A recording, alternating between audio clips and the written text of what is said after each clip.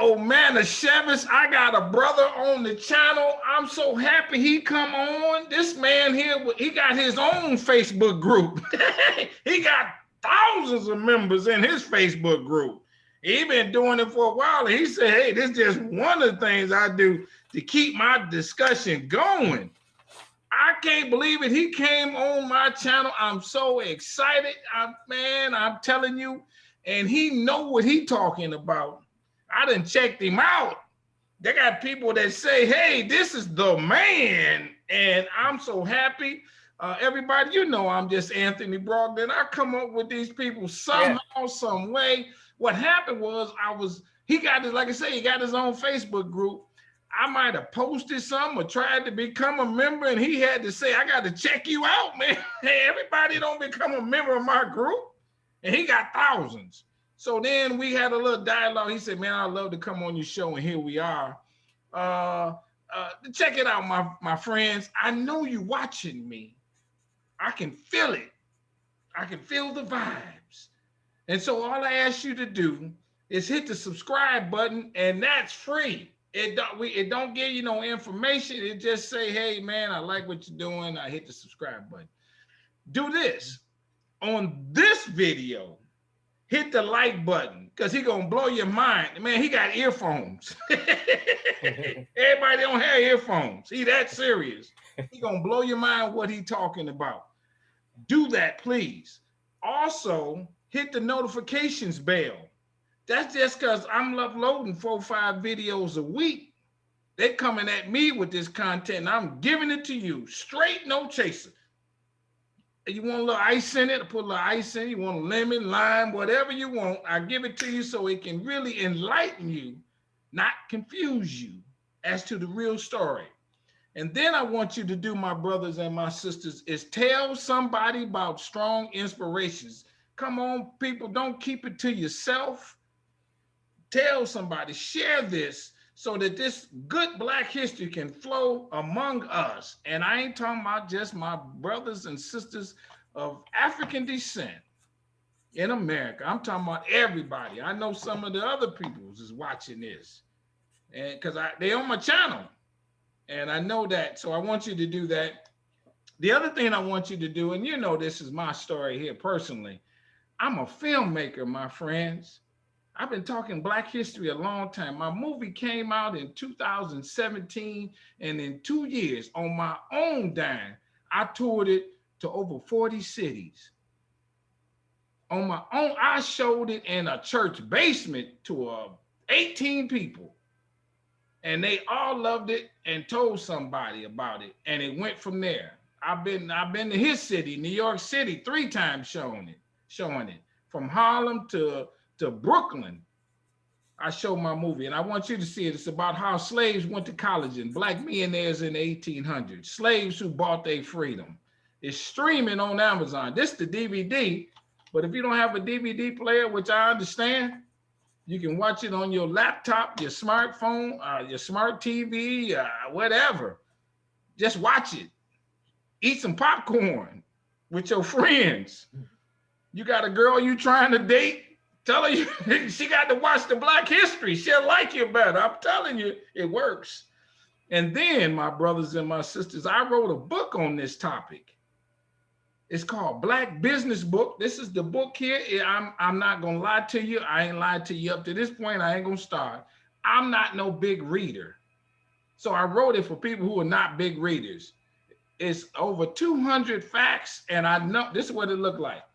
I number the facts, and I don't add no commentary because then I got to interpret what the fact is, and I got to give you my version. I don't want to give you my version. I want to give you the fact, and you come up to your own version, and I put the reference in the back of the book so you can look it up yourself and learn more. And you're going to want to do that with this book because it's going to blow your mind. It's called Black Business Book. And they both are available on Amazon, but if you want to cut the big man out of the Amazon man, he getting all the money from all over the world and whatnot, you can just go to my website, which is businessintheblack.net. Now he's sitting there, he's patient, but I got one more thing to tell you, my brothers and sisters.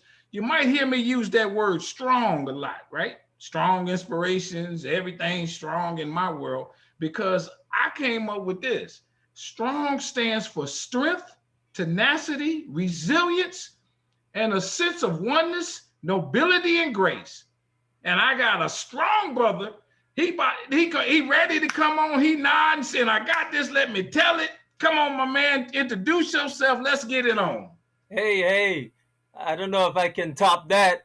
You've There you got the can. Come energy, on. but yeah, I'm Jimmy Spice Curry, and it's a pleasure to be here. My background is I've been fortunate, it's kind of diverse. I got my degree in business administration with honors, Phi Theta Kappa, All American Scholar, National Dean's List. But I also taught in traditional schools and non-traditional schools. I was also a vice principal initially, and then I became principal of my own small school. It's actually a home school, and my students have won math and STEM and chess awards, etc. And we also have a special needs Okay, I person. got to stop you right there because Yeah, you done blew my mind already. You did what educationally? You was a class. What now? You how come yeah. grades? Well, what happened was in university, my degree is in business administration. And so I really studied a lot, and I was fortunate to make the National Dean's List several times. And That's a three also, what? yeah, I graduated with a 3.85. And what happened was once I started talking a lot of Black consciousness in a very conscious way, I went from 4.0, you know. Some professors were open to the discussions, but some weren't, and so it was Okay, hold on. intriguing. Let me Yeah, stop you there. I ain't never had a 4.0. What's a 4.0? You had a yeah, I had perfect 4.0? scores for a while, but then I started to notice in some of the classes and the documents and books that there was some bias against Black people, Native Indians, and so I started to raise it, and some of the professors didn't appreciate that, Yeah. and so they dropped my grades a bit. But it's okay. I think we all should do what we can, Okay. yeah, to make those I changes. love it. I love it. Hold on, but Yeah. I got to get this to you, man. You a smooth dude. How you like to read and do that well in school and be smooth at the same time? Well, quite honestly, I have terrible memory. And so I had to read and still do very often two, three, and four times to grasp. But where I make up is in creativity. So I'm also in the music and video side. So my brain Okay. is odd. Info that comes in isn't always secured initially. So I have to put in extra time. Some of you are like that. Yeah, yeah. Oh, But no question. creatively, I hear a beat and that kind of stuff. I'm good. What Okay. happened to you to make you want to sit there and focus to read over and over again? You knew you wanted greatness in your life? Yeah, that was a part of it. A part of it was I knew that in order to accomplish some of my goals, it required sitting and constantly reading and looking at charts, etc. It's not the most exciting thing in the world, but what you realize is once that knowledge goes in your brain, which is part of your central nervous system, what happens is what you can do with that knowledge. Imagine, guys, it's like reading a girl's phone number, right? At the end of it, okay, the number isn't that is exciting, but yo, it's I going got you. down. I like that You know knowledge. what I mean? Yeah, So, yeah, yeah. Now you on to something. So, yeah, but how did you, where did you grow up? Well, I grew up in various countries. Here's what happened. My father was a principal. My Okay. mother was an educator and also a secretary. And when they divorced, actually separated, they weren't divorced at that juncture. I went from person to person. Dad went to England. I lived in the Caribbean. I went up to Canada for a while, America, of course. But most of my roots are New York and New Jersey. Oh, okay. So my accent sounds funny. People, if they don't see the face, they think I'm Indian, I'm Oh, really? Chinese. I'm Oh, like, yo, I'm okay. black, man. What? Yeah. There you What's go. up? There you go. Okay, but I Yeah. got I got to go back on this. So you grew up in England. How, did you go to school in England? Yeah, no, I grew up as a child in the Caribbean. Then I went to England. Then I came to America. Then back to the Caribbean, and then Canada, So what? and then Okay, let me let me yeah, let me all get this over, right. all See, you're blowing my over. mind, man. Hold on. I don't mean Yeah. I don't mean no harm with this. No, we're What good. We're grades good. did you go to? What grades were you at when you were in the Caribbean? Yeah, Caribbean. I went to about 12 schools from kindergarten up to grade 10, and then Okay. in grade 11 I went to England because my father was pursuing another degree.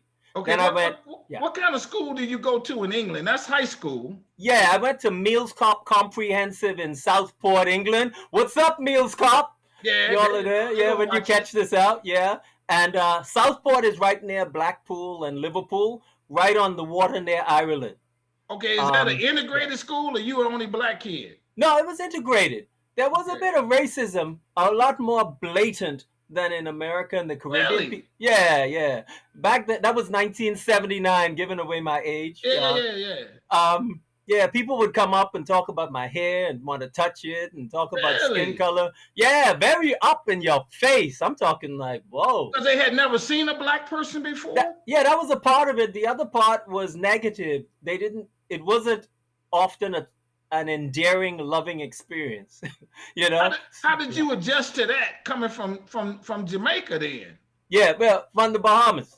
From Bahamas? What happened is I just politely handled most of it in a very political way. And anytime it got out of hand, because I'm slim but I have a bit of fighting skills, Yeah. I was able to, You had represent. to fight a couple times? Represent. Yeah. What? You fought These the hands, white man. kid? You fought the white kid? Had no choice. I didn't want to. I try to be a peaceful brother. I know where you don't want to test the brother. I had to do like Ali, float like a butterfly. What? Yeah. Woo, what? Right. Want some of this? Right. Yeah, man. Did you get in trouble or the white boy got in trouble? Oh, none of us. None of us. Yeah. It was all good. It wasn't in the classes. It was usually outside the school or in the lunchroom. It worked out though, because many of the people, got a sense of respect to see that, okay, this, black guy is willing to put it on the line if you cross the line. Okay, let me ask you this. So when you growing up when did you know your racial identity? In the Caribbean, and then when you took that to Europe and said, okay, I know I'm black, y'all can't do nothing about it, mons and all that other stuff, right? Well, in England, I had some sense of identity from listening to Bob Marley, etc., but I really didn't get the full sense until New York. When I came to New York, it was hip hop that really helped me to get a better grasp of my culture. And it was 5%ers that I heard. 5% Nation of Gods and Earths. It was Zulu Nation, hearing some of their lyrics. It was even some of the Hebrew Israelite brothers, even though I didn't agree with some of their angry hate side. Yeah. Some of what they said about, Jesus being black, etc. It forced me to think, wow. And of course, learning more about Malcolm X and his positions and Marcus Garvey. New York City is really a place that, unlike many other places, you can really evolve or you can get in a bad situation. Yeah. And if you thrive, this is the place to be. If you're not strong, this place will eat you alive. Okay, how about this? So now you dealing with that music thing in New York, and you're catching this consciousness of those lyrics. That's really what those lyrics were doing. Yeah. It ain't all about saying, and it's about their plight. Isn't that? Am I right on that? Right? Yeah, correct. The foundation was already laid because I had already listened to Bob Marley, John Lennon, etc. But it didn't. I think that laid the foundation, and when the hip hop came, I was ready for it. Not today's hip hop, which is mostly, very carnal, and some of it is a bit coonish. But so when I heard that hip hop and those 808 beats, it just vibrated in me and helped me and what helped was seeing police brutality and experiencing police brutality. Oh, really? I never got, as a child, I got beat up twice by the police. Once I didn't have my train pass, and they threatened to kill me, and they had a rap about Michael, I think it was Stewart, and they had me tied up. I was so afraid. No, wait, is this in Bahamas or where is this? No, here in New York, in high school. Yeah, the cops were not playing back then. I mean, you could be a nice kid doing your work, but they were off the chain. I'm sure there were some good ones, but unfortunately, I didn't meet many of them. Okay, let me ask you this. Now, in New York, you got all these boroughs. Are you in the borough in one of them projects type things, one of them high rises where it's all one solid community and that kind of thing? Well, I grew up uptown, Harlem, on a place called Hamilton Terrace, where a woman from the Cosby Show, etc., lived. But I would visit the projects because Hamilton Terrace was kind of corny. You know, wasn't much happening. So I would go to Lincoln Projects and a few others and go over, hi guys. You know, they're like, oh, here come this corny Yeah, dude. right. That's What? right. Okay, You know, yeah, I got you there. but I had the beats. They wanted those beats. So they said, okay, Spice got these beats. Yeah, you can hang for a while. And Okay, I so hung this with a leads few, into yeah. what you're saying. What do you mean you had the beats? You got into the music industry? Yes, correct. What happened Okay. was I went to a school called the Center for Media Arts also, and I got a certificate in communications management. And one of the teachers read and saw some of my writing and poetry and scripts and said, look, your stuff is great. And she was a professional. And so that motivated me. And I did my first two singles, and my third one, DJ Daryl C from the Crash Crew on the radio. The Crash is rocking on the radio. Played it for Sylvia Robinson of Sugar Hill Records. And she said, bring him over. And so I think it was the next day I was in Sylvia Robinson's house. She cooked some chicken, you know, the usual rundown. I never knew that was how Sylvia did it. I thought I was special. But all the artists say, yo, dog, she does that for everybody, man. You ain't special. So you an artist. Oh, yes, yeah, yeah. I ended up being a producer and artist because the sound that I wanted to produce was something that I heard, but I did encounter a brother named Leroy Joseph. If people are in music, they may have heard of him. And just in being around him in a few sessions, I learned so much. When we were at a studio called Power Play Studios, a lot of folks have recorded out there. So yeah, I started as a lyricist, script writer, and ended up as a producer, mixer, beat producer. And yeah, after Sugar Hill, I opened my own film production company and did a project called Filthy Rich Gangster. And after that, worked with Lenny Kravitz. I directed and edited him. He's a rock star, of course. And a movie called Gunlords I'll be putting out now that I've straightened out some of the legal stuff. Yeah. And a few music things also. I've mixed for Rob Bass. Some of you know him. It Takes Two. I've remixed some stuff for a few new artists, and I have some electronic dance music coming out and Okay. some reggaeton. My wife is Okay. a I love it. I salsa love it. teacher, and so I have some salsa hip hop. I have some classical music that I've been composing, and some African, because you know the African is the foundation. And I have a few R&B tracks that I'm working on I for got an you. I love it. artist. Now Yeah, let's go back on this Black History thing yeah. about this music. What from a Black History perspective? What who like was Sugar Hill the first in particular rap group, or who would you say kind of made rap? Well, there are a few ways to look at it. One is Kool Herc is the godfather of hip hop. He came from Jamaica, ended up in the Bronx, and he was spinning records. His sister worked with him also.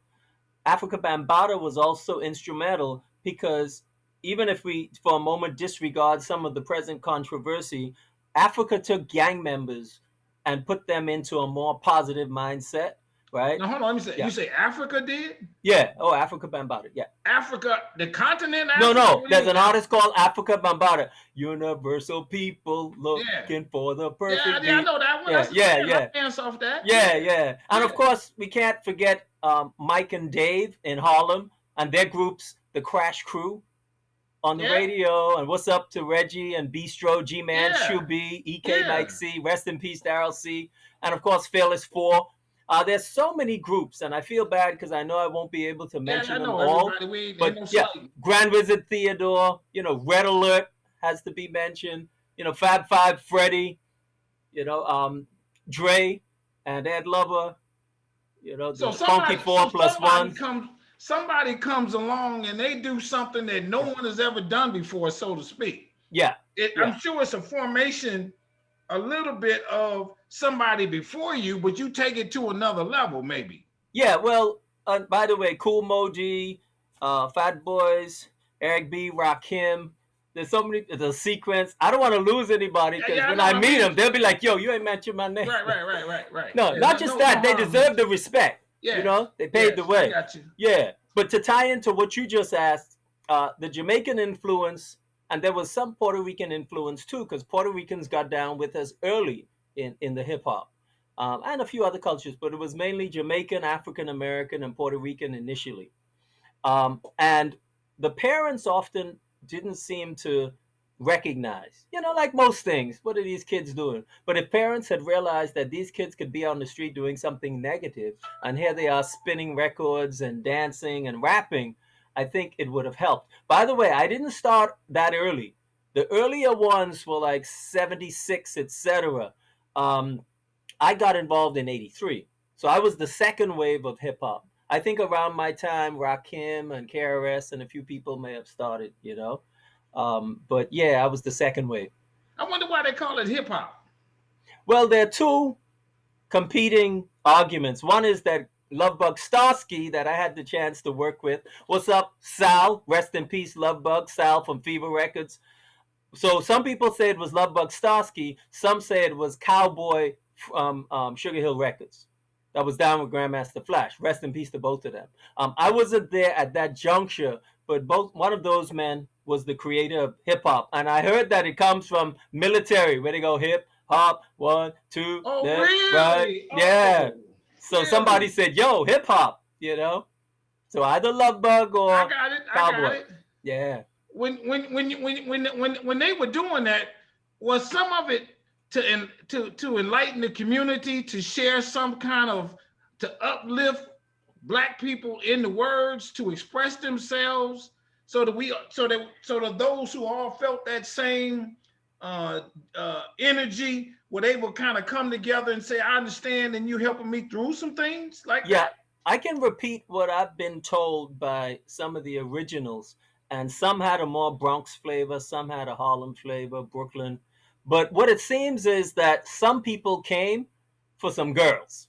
Like, yo, if I can drop some lyrics and impress the women, you Yeah, know, that was some of the I lyrics and understand. I motivation. understand. Another group were conscious, like trying to keep it very conscious. And then there was another group that was kind of bragging. You know, I got the best this, sneakers, what, you Yeah, know? I like it. I got you. Yeah. You're on point. And it's all good because it takes all of these types of energies. Each of us has that. Like, if I weren't talking to you, I might be hanging with someone else with a different I got you. flavor, I got you you. know? I got you. But what has happened today, if I could skip briefly, is things have become so perverted that record companies, agencies, booking talent, publishing companies, they want all our artists to do coonery.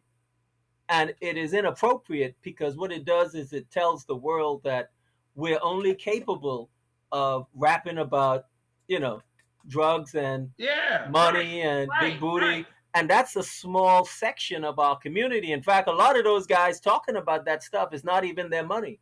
Some of them aren't even into the girls, they into guys. You know what I mean? So I it's got like, you. if our young people are not careful, they'll watch what's on TV and think, well, I guess that's what I got to do to be Yeah, I successful got and you. happy. You know, so I've decided to not compromise some of what I stand for, and I've turned down some huge deals to mix people's stuff because I wasn't happy with the message. It's not an ego thing; it's a legacy thing. So I want I people love to it. look back and say, you know, this cat kept it real, like some other people. And whether or not the big finances come, what will come is freedom for the next generation. I If love enough it. of us keep it real and positive, you know, and woke. And positive can be fun. Doesn't have to be putting people to sleep, you know, as you'll see when some of my new products come out. So can people, can rappers rap? And this goes to and you maybe just answer this. Can a rapper rap and not talk derogatory, so to speak? Can you rap and say, "Man, I went to class today and I learned something"? You know what I mean? Is Yeah, that, can that resonate with it, an audience? it can and it should. There are two complexities that I've found. One is that the industry typically, ever since Public Enemy and a few groups came out hard, I think the industry got afraid that a lot of white kids and Asian kids were starting to really get aware of our oneness, right? We're all Africans. And so the industry pushed hard for the harder gangster rap and for the slapper B stuff and sling the rock stuff. Um, I think it's okay that some rappers rap about, you know, slapping a hoe and selling whatever, but it should be such a small segment of our society. It shouldn't be I 90% of the love it. I records you love hear. it. I love it. And yeah, our record companies and radio.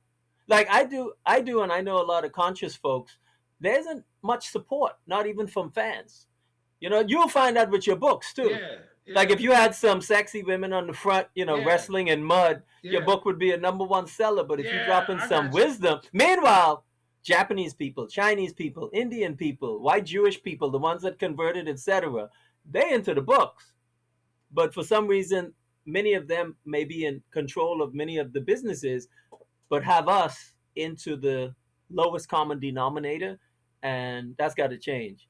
You know. Now, when we talk about the record labels that started, are there black-owned record labels that really began to spring up in those early years? Yes, Enjoy Records, Bobby Robinson was one. Sugar Hill Records, even though it did have some support from some outside the community people, Sugar Hill was Sylvia Robinson, rest in peace, and Big Joe Robinson. Um, they were two of the primary ones, especially that I dealt with. I'm sure there was some others, you know. So yeah, Would they, did their appeal rival what Motown did? yes, especially Sugar Hill. Sugar Hill could have been as big as Motown. Um, One of the challenges was that since a lot of the artists didn't feel as though they were financially remunerated sufficiently to match their what they should have made, it led to some, Yeah, I small got you. That's issues. the other. Yeah, Yeah, okay. yeah, yeah. Actually, Sylvia and I had discussions about that, and I had suggested because I ended up being hired. Here's what happened. It was crazy. I'll go back. Yeah, yeah. Daryl C got me to Sylvia. Sylvia, though, signed me to a record deal. Now But I Sylvia only, is the owner of Sugar Hill. yeah, well, she was the creative one. Big Joe Okay, did the business okay. behind the scenes I at the got you. desk, I but got you. Sylvia was the visual and I got you. yeah. So I only got half my check, and so a lawyer, an amazing lawyer, some of you know this gentleman, Bill Warren. What's up, Bill? He called them up, and he got my other check. Now you would think after that, that would be it. They hired me after that to work with them. It was such an amazing experience to have a little discrepancy and to say, you know what, Spice, we still love you. Don't worry about it. We owe you the money. Here you go. But that's a good lesson for some of you out there. If you have I a got little you. beef, you don't have to rah or nothing. You might be able to say, yo, man, boom, this happened. Yo, here's how we settle this, man. Right? Good. Yeah, Because if we can't do that one on one or individual to corporation, I got then you. we will constantly be under suppression, repression, oppression. Let me We ask you can't work this. it out. When Yeah. you go back to your music and beats and stuff like that, have you ever gone and listened to some African sounds? Maybe what the slaves went through to kind of hear how they made music, whatever they used, the instruments, the spoons or whatever, to help you incorporate in terms of what you put your product? I've done a few things. One exactly that I have listened to some of the old African spirituals and Africa, the vibrate. Oh, and Zulu music from South Africa. Amazing. Another thing that I have done is spoken to because I have African neighbors, and that's people from the motherland to get that physical connection. And the third thing is I meditate. And what you find in meditation is you tap into various energies. And some of that epigenetics, EPIGENETICS, have found we have inherited. So in some of our genetics, we inherit certain memories, right? And in meditation, it is my theory. I haven't proven it scientifically yet, but it's I my got you. I theory got that you. we can tap into some of what our ancestors went through. And so that can also relate to music. It can relate to martial arts, which I've done, and I have a few Yeah. fighting awards and katas. And it can relate to studies and interpersonal and intrapersonal relationships. Yeah, How about this? And I think you might have alluded to. Have you ever had a beat where you use the congos? yeah, congos and bongos, definitely. Yeah, without question. and Hmm. and and you could feel you had that resonate from that Yeah, deep down type thing. yeah. See, because a lot of our instruments, the drumming, we heard in Africa. Some of us would have heard it on the plantation. And so today, some of that is already in us. I have a feeling that is why the 808 sound from Roland. Roland is a company that has that big boom originally. A lot of companies now you have it. When we hear that, our people automatically, it's kind of like, woo, you know. And trap music has it. I think that's what some of the magic that trap. It's not the dirty lyrics. It's that 808 and that high snare. Yeah, Boom, ta. I got you. I Yeah, got you. but Well, yeah, what music. could you imagine if you were, let's say, a slave? What can you imagine that beat being that you could play? If you could just kind of figure this, say this out, that could make you feel better that day, knowing that tomorrow your life is still on the line. Tomorrow anything could happen. Is there a beat like that you thought of that said, I can imagine this is what they heard? How would they have made that beat or something, or you would have made that beat? Well, I did a song. I haven't released it yet. It's an Egyptian-based song, and I put Really? congas and bongos in it. And when I was doing it, I was imagining what our people have been through just across the board, from slavery to prior to slavery to today. And it came out pretty well, and I do have to remix it. If I could please add that on the plantation, very often the drumming was signals to the slaves. Yes. So the slave master is thinking, okay, these N word, messing Yes. around, but Yes. they were planning a revolution, or they were planning something else that they didn't want to say verbally, and they wanted it to be heard on the Yes. next plantation. There was Yes. no I cell got you. phone. You couldn't text, like, Right. myself. I You got you. couldn't. Right. Right. Right. I So you got you. done boom, boom, boom, boom. And for some of the beats, depending on the tribe, I'm sure, the beat would be a slightly different. You know what I mean? Because we had Yoruba tribe, we have the Wolof tribe, etc. Most of our tribes came from one part of Africa, not necessarily South Africa, etc. You know, and yeah, drumming was integral. Let me ask you this, kind of as we kind of, some come to a close. What is the beat, if you can say, the beat different from like some part of Africa, the beat different from Africans in Europe, the Mm. beat different from black folk in the Caribbean and then in America. So let those four. What would you Yeah. say is a difference in the is if there is one in that beat or whatever? Well, I can give just from my experiences that there is, for example, the clave.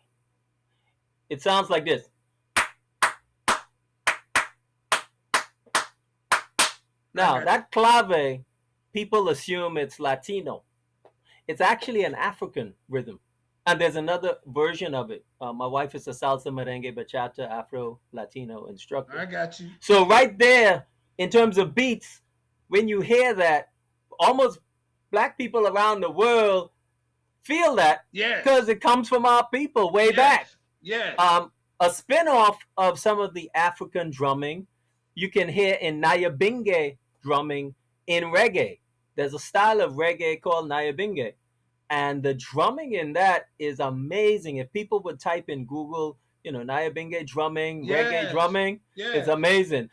What I think America did is added the gospel, because the slave master had us with the slave Bible, etc., and we learned the gospel singing, just like the Zulu when you hear Yes. African Zulu. And Yes. so that gospel slave singing ended up in blues, ended up in R&B, of course, Yes. ended up in hip hop, ended Okay. up in electronic dance music, because electronic dance music, EDM, comes from house music. So, to summarize what I just said, that African root spread. In terms of Europe, I only had a brief experience there. So, I don't think I'm as qualified to speak, and I haven't done Yes. sufficient research on it. But Yes. I get the impression that North Africans and Moors from Africa took some of their knowledge and rhythm into Europe, because they dominated that region for a while. And Yes. it is Yes. theorized that when they were kicked out, that's where you Yes. get the running of the bulls. Yes. I've heard that. I haven't done sufficient research on it, but Yes. it does I seem to got make you. sense. But Yes. yeah, yeah, I hope that Yeah. answered the As question. we kind of again come to close just for timing, is there a question that I have not asked you that you wanted to expound on or something like that you thought of? Yeah, how can black people survive? Because we face financial destruction, police brutality, depression, recession, AIDS, In Africa, they have other diseases. In the Caribbean, we don't have our own solid digital currency. We don't own our copyrights usually, our trademarks, our service marks, our patents, right? Families breaking up. On almost medical malpractice, germ warfare. Sure. Like how do we get around this? This is the year 2021 AD. Of course, it's not really 2021 because they changed the calendar to screw things up. So how do we get over that? And it's not a rhetorical question, but I would say the first thing is to know yourself, know thyself. Oh, I love it. Yes, it's important. And know thyself doesn't mean know what other people told you about yourself, but know yourself in your own independent research and critical analysis. You may have to go outside of the big libraries. You may have to get a book like yours, right? Yes. It may be a small publication, or you may have to meet with some elders who could teach you. Yes. Like some have taught me. I sat with them and they said, look, I don't have a book right now, but here's what I saw when Dr. King was killed. You got to know yourself. And second thing would be proud of yourself. Some of our history we may not be happy with. Some of our own family history of some of the things we may have done in life, we may not, but we evolve. That's what the growth is called. So I think for us to get over what we're going through, it starts right here with each of us. I love to know ourselves. And then when we know ourselves, if you decide A and I decide B in terms of some slight difference, still see that as the alphabet. Hey, everybody. Did I tell you this, man? I don't know, man. I just posted something on his Facebook group. The brother, man, let me tell you, this is what we do is Strong Inspirations. Yes. I just find the people and try to ask an intelligent question and let them talk. All right? Can I quickly show respect to my friend Chico Wells, one of my best friends, the choir boy from the Five Heartbeats. They're getting an award. He and Robert Townsend and the whole crew for the movie The Five Heartbeats. I got to give a big shout out to Strafe and Sharon. Set it off, set it off. Y'all know Strafe's song, Crash Crew. My wife, Lil Milo. My children, Computer Curry. DNA Gene Curry, Sahara Curry, James Judah Curry, my grandparents, and to anyone that I forgot, please forgive me. Know that I love you, and we can overcome by any means necessary. Ashe, Amanla, Hotep, Amen, Amen Ra, big up. Man, if I was an award show, this is what we do. That's how they talk, man. Them geniuses dudes, man. This is what they talk. Everybody, come on now, hit the subscribe button, hit the like button on this video. If you don't like nothing else I put up, you need to like this video, because this guy right here, everybody, if y'all don't know, he really one of the baddest dudes in the industry. He's been at it a long time. You need to like him and follow him, right? We're going to put his website up there on the channel and everything like that. Hit the notifications bell. Tell somebody about Strong Inspirations, because I'm just a guy that find the people and I let them do the talking. And to you, my brother, I want to say this with all sincerity.